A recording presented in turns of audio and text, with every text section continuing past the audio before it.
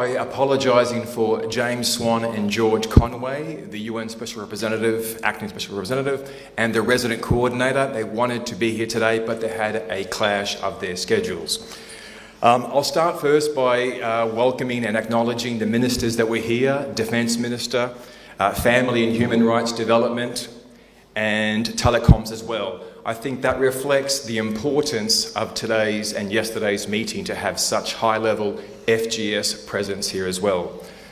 I'd now also like to thank and congratulate the Minister of Information, Culture and Tourism, His Excellency Dawood Awais Jama, also the Deputy Minister Abdirahman Yusuf Omar, and the Director General of the Ministry, Abdullahi Hayud Douale as well. A big congratulations to them for having this event too.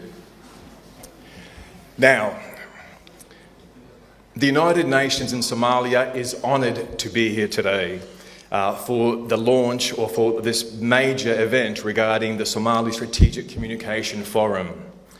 The United Nations in Somalia prides itself in being a partner to the government and to civil society and the media when it comes to strategic communications.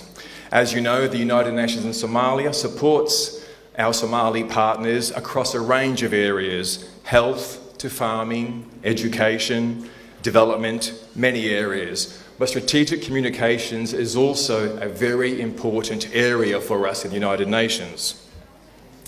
We fully believe and agree with the government that it's important to review and assess effective strategies for disseminating government information, enhancing public awareness, and encouraging engagement. Basically, what this meeting is all about today.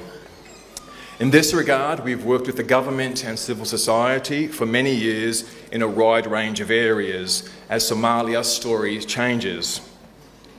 There's a growing need for this storytelling, as you know. Somalia has made great strides over these past few years. You all know these, of course, joining the East Africa community, debt relief, the arms embargo, and as the SRCC mentioned, also joining the Security Council as well. So, as you can see, Somalia's story is changing, which makes the importance of strategic communications that much more. It's no great secret for anybody here that keeping the public informed, but also telling their country's story is an important part of state and peace building as well. In that sense, gatherings like today's are crucial, but at the same time, as I'm sure you all know, the United Nations presence in Somalia is changing. And I'd like to stress here that even with the transition of a lot of UNMISS's responsibilities to the UN family and to Somali partners, the United Nations commitment to strategic communications remains in place, regardless of how that story develops in the time to come as well. I'd like to leave you with more of a personal note now as well. I'm one of the international partners representatives who's been here for a long time in Somalia, about 7 years now. In that time, I've seen a lot of progress, a lot of development, and I want to say on a very personal note that it's very encouraging and it's about what we all hear about, I guess, too, to see this finally happening. The GCO that was mentioned already has been talked about for a long time, so to see it actually become part of the government communications structure is something that's very, very heartening for us in the United Nations.